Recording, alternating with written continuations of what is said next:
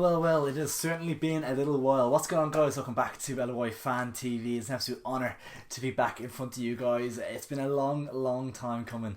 I was actually away for some of it, in fairness, hence the jersey Hayek split. What do you guys think? Very kind of Crystal Palace-esque, but fresh little jersey. But yeah, no, I can apologise for the lack of content. It's been just flat out at the moment, really, with a lot of things going on. But yeah, delighted to be back and hopefully can get some sort of consistency back up and running again. I know I've said that a few times, but I'm hoping that we can get something up and running again. In today's video, though, we are going to be doing our mid-season league table predictions. Obviously, at the start of the campaign, we did have a league table prediction video, and it's going to be interesting. I might have a quick look back at that during this video, just comparing what I'm saying now to what I was saying at the start of the season. Let me know what you guys are thinking down in the comments below. I know it's still so much to play for all throughout the league, really, but let me know what you guys are thinking down in the comments below. And if you do want to enjoy the video, make sure to like, and please do subscribe. If this is your first time watching, please do subscribe as well. Hopefully a lot more content to come. But yeah, let's jump straight into it. At 10th place, it's no big shock to anyone, it is UCD, the students.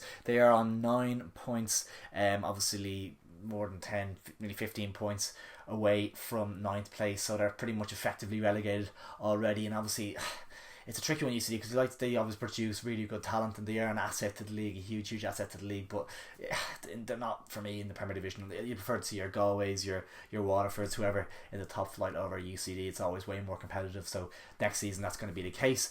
But yeah, UCD, I had them in 10th at the start of the season and they are still 10th in my predictions today. In 9th place, at the start of the campaign, I had Drogheda United, and I also had Cork City in 8th, and I'm tempted to stick with that, but I think I'm going to swap around Cork City and Drogheda. It's obviously really tight still, and Sligo, who are in 7th, aren't a million miles away either. Cork are currently on 23 points, Drogheda 25, and Sligo 26 points. So nothing in it between those three, really. Sligo starting to get a little bit of form the last little while. I think they had a big win recently, but yeah, it's still plenty all to play for between those three down the bottom down there. I actually did have Sligo in 7th down there, so I'm pretty happy with my initial thoughts at the start of the campaign in terms of the bottom four. Pretty much got it bang on in terms of where they are right now. I am going to swap around Cork City and Drogheda, though. Part of me wants to think Drogheda, my prediction is going to be correct, because obviously I didn't know that the impact Freddie Draper was going to have, and a Hui at right back as well, but those two have of course gone back to Lincoln. But they're still picking up points, Drogheda, and they looked really good at Turner's Cross recently as well, so I think they have a little bit more about them than Cork City, who I think will slip into 9th place, and currently in 9th place of course, and I think they will stay there, but it's going to be a fight to the very last day potentially. As I said, I had Sligo in 7th. I think they'll stay in 7th. I think they're a little bit better than the two below them, but they're not going to trouble the teams above them. I think they're going to stay in 7th place. In 6th, at the start of the season, I had Bohemians, and in 5th place, I had Shelbourne. Now, these two, obviously, not an awful lot between them. Bo's in 5th currently, Shell in 6th. 4 points between the two of them, but of course, they go head to head at Talca Park this Friday in what's set to be a huge game for both sides, who still have outside shouts of potentially cracking to the top 4 and maybe getting a shot at European football. Maybe those two are a little bit off what it takes. Obviously Dundalk are in fourth currently, and they both have 2 games in hand on Dundalk, so it's all to play for in terms of getting that 4th position. But yeah, for me, I'm going to stick with my initial thoughts. Now people might give me a little bit of biasy stick in the comments down below, but I'm going to stick with Bohemians in 6th and Shelbourne in 5th. I just think it's going to be interesting with Shells, because it's hard to know, will Moylan move on? He's been linked with moves abroad, and he's been so good this season. One of the players of the year for me. He's such a talented player, and he will go to League One or the Championship eventually, but I think he should stick it out for the rest of the season 100%. He's playing really good football at the moment, and he's such a threat, such a quality player, and him playing off Sean Boyd up front is a handful. Obviously Shells have only lost 5 games this season. It's just been too many draws, so can they turn those draws into wins? Hopefully they can do so a little bit more and get into a top half finish, which would be a fantastic season for Damien Duff's men. Bows have been inconsistent as of late. They obviously had a massive win against Dundalk on last Friday, obviously 2-1 down with 10 minutes to go, and then turned it on its head within a matter of minutes. So if they really need that win, I think they were 1 win in the last 7 or 8 before that, so they really needed that victory, and they did of course get it, and that gives them a lot of confidence going into Talca Park this Friday. That's going to be a huge game in terms of who finishes ahead of who in the league this season. It's a massive game in Talca Park on Friday night.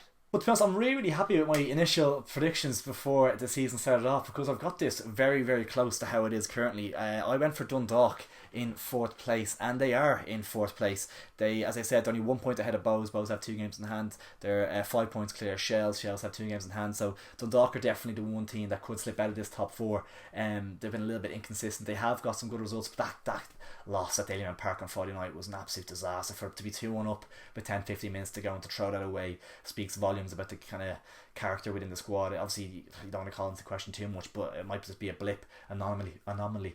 But it's a really concerning. That's a really concerning result for them. They need to turn that around as soon as possible, and forget about that one. But yeah, for Dundalk, I think they could slip into that 5th-ish position, but I think they might have a little bit too much. I think they will still get 4th. I think Pat Hoban leading the line. He's scoring a few goals, and they have a lot of quality all around the team as well. So I think they will just have enough to sneak 4th. But it's going to be a tough battle for them, and I wouldn't be surprised to see them slip out. The top 3 then is really interesting. Obviously, the current table, Derry City on 43 points, St. Pat's on 43 points, and Shamrock Rovers leading the pack with 47. Shamrock Rovers themselves haven't been great this year, and they're still leading the way, which shows you the quality in their squad. They're not even getting out of second gear, really, it feels like, and they're still kind of ploughing away at the top of the league. They've had a lot of inconsistency. Of course, they started the season really poorly and they've been really inconsistent throughout, but they still find themselves at the top of the table, and that's testament to the character within the group, I suppose. But they've got Europe starting this week as well, which is a huge one for them, of course, and it's will they take their eye off the ball a little bit? Will the European games catch up on them? Obviously, they've got a couple of injuries in the squad as well, so yeah, it's a really tough period for Rovers, and can they kind of have the squad rotation to get through it, and will they bring anyone in? It's going to be interesting to see as well. I obviously had, in my initial predictions, I had St. Pat's in 3rd, I had Shamrock Rovers in 2nd, and I had Derry City in 1st. Now I am going to change the order of that top 3. I don't think it's going to finish that way at all. I think Derry City are going to finish where they currently are in 3rd place. They've just kind of a similar team to Rovers in terms of that inconsistency. They obviously have a lot of quality in that squad, but I've been really impressed with St. Pat's as of late. And I think if one team is going to push Rovers till the end, it's going to be St. Pat's. Obviously, I think the top 3 is going to be very tight until the end. There won't be an awful lot in it, I don't think, at the end of the season. But I'm going to go with Shamrock Rovers just having that little bit of know-how and just being able to get the job done. Derry City, I'm going to go for 3rd, St. Pat's in 2nd, and Shamrock Rovers at the top of the table. That's my predictions for the rest of the season. That's how it's going to end, I think. But yeah, not overly disappointed with how I predicted at the start of the campaign. I haven't moved around too many teams, maybe only 3 or 4 sides. I've kind of moved around a little bit there, and I'm really pleased at how I got on at the start of the season.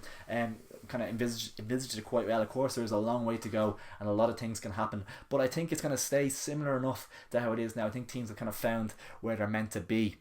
And yeah, it's gonna be interesting to see how the rest of the season plays out, guys. Of course, I want you to get your mid-season table predictions down in the comments below, and let me know if you're going to a game this Friday night. I'm going to be at Talcott Park myself, so potentially get a video out of that. We'll see. But yeah, can't wait for that one on Friday night. It's going to be a cracking game, and it's going to be a real big one in terms of how the two sides kind of come to the end of the season. I think it's going to be a big one in terms of the table standings towards the end of the year. It's going to be a huge boost to whichever side can get all 3 points. But yeah, still a little bit of time left in the transfer window, of course. So maybe I should have waited till the transfer window closed to make this video. We might reconvene a little bit in some sort of a video towards the end of the transfer window, just doing a bit of a roundup on that. Not major activity so far. The big one doing the rumour mill at the moment is Danny Grant apparently going to St. Patrick's Athletic, which would be a big blow, of course, to Bohemians, the former Bohemian Academy graduate. Looks like he could be going to St. Pat's, and we will see how that plays out. If he does go there, it's obviously a big boost to their front line. Him and Mulroney and the likes have been.